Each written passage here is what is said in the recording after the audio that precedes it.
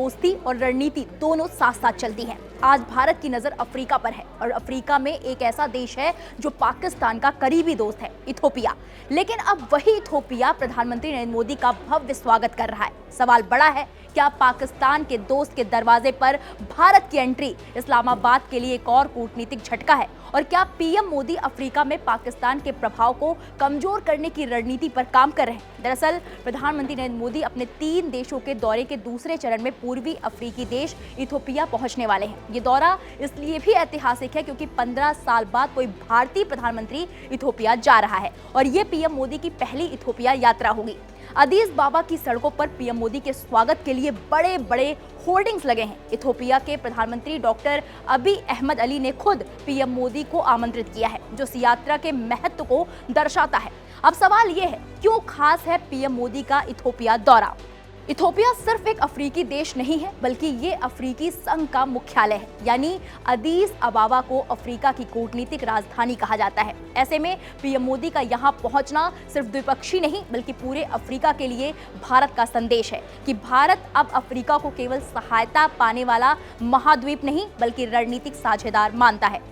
अब बात करेंगे कि पाकिस्तान के दोस्त इथोपिया से पीएम मोदी की मुलाकात का असर क्या होगा। इथोपिया लंबे समय से पाकिस्तान के साथ सैन्य और कूटनीतिक संबंध रख रहा है। पाकिस्तान ने इथोपिया के सुरक्षा बलों को ट्रेनिंग दी है और अंतर्राष्ट्रीय मंचों पर भी दोनों के रिश्ते रहे हैं। लेकिन पिछले कुछ सालों में तस्वीर बदली है। भारत ने अफ्रीका में तेजी से अपनी मौजूदगी बढ़ाई है, चाहे वो इंफ्रास्ट्रक्चर हो, हेल्थ हो, डिजिटल टेक्नोलॉजी हो या शिक्षा।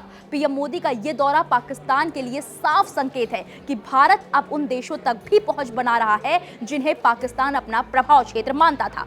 अब रणनीतिक संदेश साफ है, अफ्रीका में भारत बनाम पाकिस्तान नहीं, बल्कि विश्वसनीयता भारत बनाम अस्थिर पाकिस्तान की तुलना है। अब यहाँ सवाल ये भी है कि 15 साल तक कोई भारतीय पीएम इथोपिया क्यों नहीं गया? इतने सालों तक इथोपिया भारतीय प्रधानमंत्रियों की प्राथमिकता क्यों नहीं बना? तो बता दें कि असल वजहें 3 थी।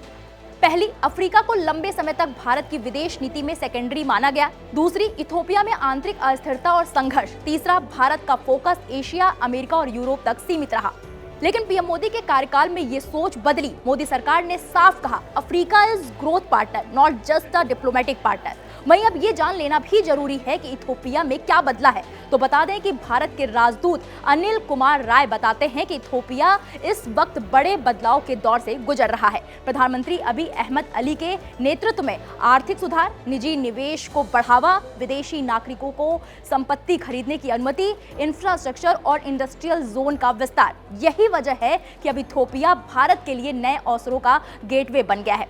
अब आबादी की बात करें तो आबादी के मामले में भी ये काफी बड़ा है। लगभग 13 करोड़ 21 लाख लोगों के साथ इथोपिया नाइजीरिया के बाद अफ्रीका का दूसरा सबसे अधिक आबादी वाला देश है। भौगोलिक रूप से ये उत्तर पूर्वी अफ्रीका में स्थित है और इसे उत्पत्ति की मनमोहक भूमि कहा जाता है।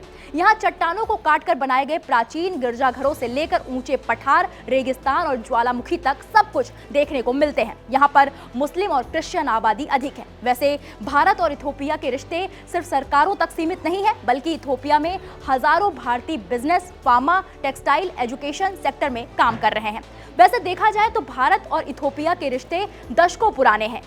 भारत ने इथोपिया को शिक्षा, स्वास्थ्य, कृषि, क्षमता निर्माण में लगातार सहयोग दिया है। फरवरी 2025 में दोनों देशों के बीच रक्षा सहयोग समझौता यानी कि MOU भी हुआ। यानी अब रिश्ता सिर्फ विकास तक सीमित नहीं, बल्कि सुरक्षा साझेदारी तक पहुंच चुका है।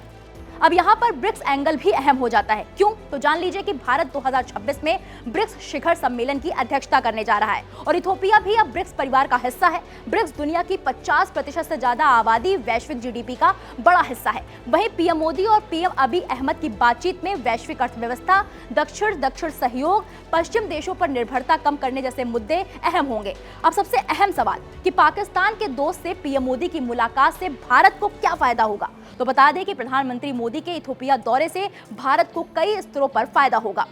आर्थिक फायदे की बात करें तो इथोपिया में manufacturing, pharma, IT, agri processing में भारतीय कंपनियों को नए मौके मिलेंगे।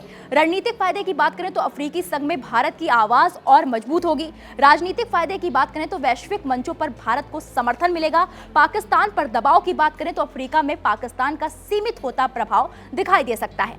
इथोपिया की सबसे अजीब और हैरान करने वाली बात है उसका कैलेंडर। इथोपिया आज की दुनिया से लगभग 7 साल पीछे चलता है। ऐसा इसलिए है क्योंकि जब रोमन चर्च ने 525 ईस्वी में अपने पुराने कैलेंडर में बदलाव किए तो इथोपिया ने अपना प्राचीन कैलेंडर नहीं बदला, इसलिए वो आज भी ग्रेगोरियन कैलेंडर से पीछे चल रहा है। एक दिलचस्प कहानी ये भी है कि इथोपिया में साल भी 13 महीनों का होता है। आमतौर पर 12 महीने 30 दिनों के होते हैं और जो 13वां महीना होता है वो सामान्य साल में 5 दिन का और लीप साल में 6 दिन का होता है। यही वजह है कि इथोपिया ने 11 सितंबर 2007 को अपना नया साल मनाया था। इतना ही नहीं, हम 25 दिसंबर को क्रिसमस मनाते हैं, जबकि इथोपियाई लोग 7 जनवरी को क्रिसमस मनाते हैं।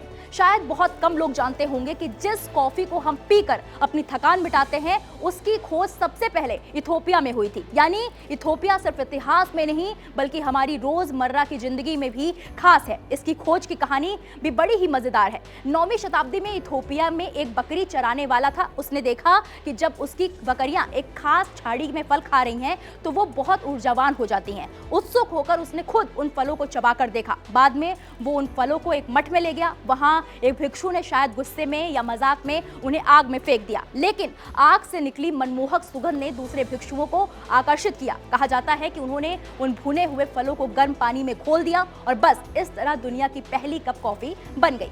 यहाँ पर आपको ये भी बता दें कि मोदी की रणनीति क्या है। पीएम मोदी की अफ्रीका नीति साफ है, निवेश, सम्मान, साझेदारी, ना कोई उपदेश, ना कोई दबाव। यही वजह है कि अफ्रीकी देश भारत को विश्वसनीय मित्र के रूप में देख रहे हैं और इथोपिया दौरा इसी रणनीति का अहम हिस्सा है। जहां भारत चीन का संतुलन बनाना चाहता है, पाकिस्तान की कूटनीतिक स्पेस कम करना चाहता है और ग्लोबल साउथ का नेता बनना चाहता है। तो कुल मिलाकर इथोपिया की धरती से प्रधानमंत्री नरेंद्र मोदी सिर्फ द्विपक्षीय रिश्ते नहीं बल्कि अफ्रीका में भारत का भविष्य गढ़ने जा रहे हैं। पाकिस्तान के दोस्त से हाथ मिलाकर भारत एक बार फिर दिखा रहा है कि आज की कूटनीतिक में रणनीति ही सबसे बड़ी ताकत है। इस मामले पर आपकी क्या राय है, मैं कमेंट बॉक्स में जाकर जरूर बताएं।